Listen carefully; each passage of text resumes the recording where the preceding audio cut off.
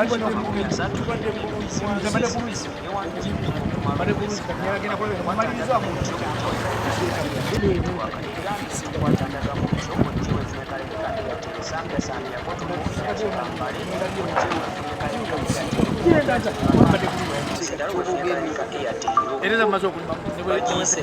smartphone network egambye nti kwatandaga mutyo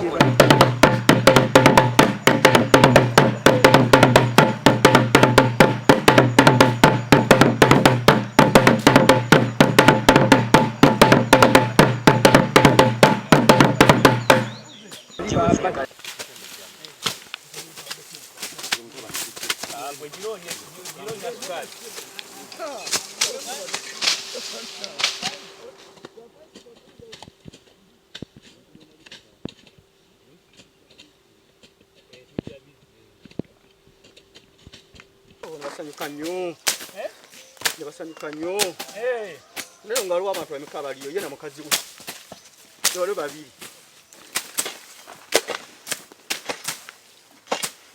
Abaana baabwe muno mwe bayita nga bagenda ku masomero. Tutaguyinza omutemera ku Mane kano n'enkalekayo. Nikaleka.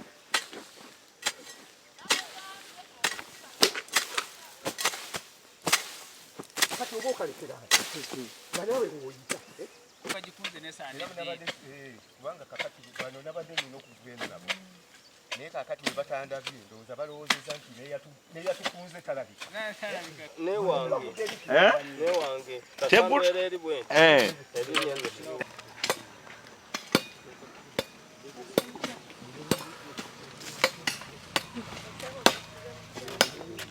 olabye mutya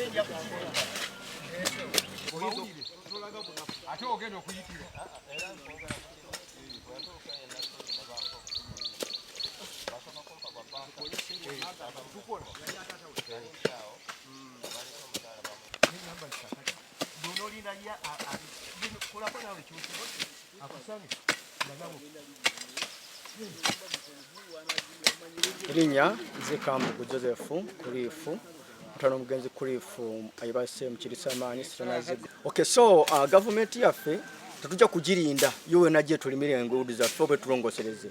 Tusalo siko twekwatire mu gafa abantu basikinoomu twekwatire ebitundu byaffe gavito enatusangira ate okubange tukwatirako ku mukubo ngagana gafa matotono. Ntasamanya nyansiyo. Kubolina enkuba weba yatonye tuyisibwa ddala bubi nnyo. Kuba ogwendo n'olaba wali badde oyite kumpi okubanga otuuka ku gundi gy'oba olaga ku kkuba eddene nga toyina kwetooloola n'oba nga kugamba oyitira ddala gy'otaayisanye kuyita. Buyondo Beni omutongole w'ekirondo era saagala kugayalirira mirimu gya Ssaabasajja Kabaka. Tukola bulungi bwansi naddala mu kitundu ky'ewange ekyekirondo ate kakati mbadde ndikitezaamu mu butongole obulala obw'okukola ng'abatongole ffenna twegattidde wamu. N'olw'ensonga eyo edda abantu bajjumbiranga nnyo kukola bulungi bwansi naye kati baagayalamuuko wabula ababa basobodde tusobola okujja ne tubaawo tetwagala kugayalirira mirimu gya Ssaabasajja Kabaka. Nze Kawoya Fred nga ndi mu butongole bwa Kiteza era nga nkolanga ow'ebyawo bulimi. Mu kiseera kino nga tulongoosa amakubo gaffe gano tuzudde nga tukubiriza abantu baffe okulaba nga bajja twegattira awamu. Naye kyewuunyisa nti bwe tuba tulaalika abantu baffe ba Ssaabasajja ate abaami abali ku bukiiko obw'ebyalo abamu ekintu kino baagala kisimbire kuuli olw'okubanga bawulira eddoboozi lya Ssaabasajja nga liri balivuddeyo. Era mu kiseera kino we tuli wano tetulinawo yadde n'omu yenna aw'oku kakiiko akulira olukiiko olufuga ekyalo kino naye ng'ate amaka ga ssentebe gagali wano kumpi wano era nga ne ssentebe kennyini ze namulaalika. Erinnya Inginiya Luzige John Bosco, omumyuka w'omutongole wa Ssaabasajja Seetanazigo, era akolanga saa zino omuyambi wa Ssaawa Waali Seetanazigo. Ndi musanyufu nnyo olunaku lwa leero kubanga tusobodde ffenna okuŋŋaana okwetaba ku bulungi wansi w'omugundu owe Seetanazigo ng'omuluka leero nno. Era neebaza nnyo abatongole bonna abaami ba Ssaabasajja bonna abakuŋŋaanye bonna olwaleero okukola omulimu guno, era nga wano ebyalo bikuŋŋaanye bingi nnyo kubanga Seetanazigo erimu ebyalo 10, erimu obutongole 10, naye nga abatongole bonna basobodde okukola ki okuŋŋaana okujja okwekubira mu wansi.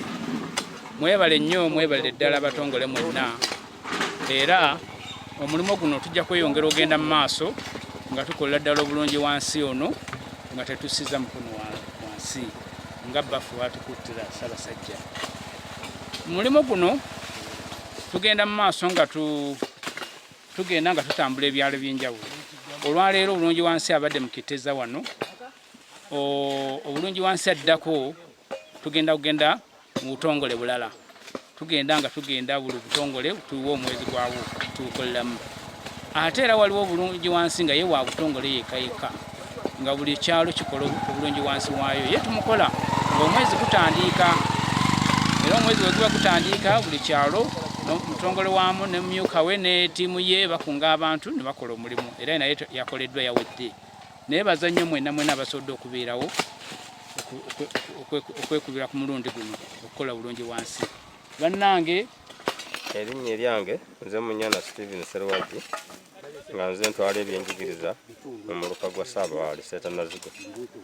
Ekizibu kyensanze nti abazadde abasinga obungi ebyokuweerera abaana tebabitaddeeko nnyo mulaka, ate naddala batwala abaana oluusi ssente tebazisasula mu budde, ate n'okutuukirira abakulu b'amasomero boogeraganye ng'abantu nakyo oluusi kibakaluubiriza ekitakoze bulungi kuba n'abakulu b'amasomero nabo bantu baali badde batuukayo n'alaga obuzibu bwe ne bategeeragana, ate era bwe baba ng'akoze obweyamo eri omukulu w'essomero abutuukirize buba bikyagaanye, era agende eri gy'ali amugambe munnaye nali nkusuubiza bwe nti ne bwe nti naye wakyaliwo ekinkutte, naye olugendayo taddayo omwana oluddayo nga ate oba namugamba batabulira omwana atuule. Naye neebaza abo abafuddeyo ne batwala obuvunaanyizibwa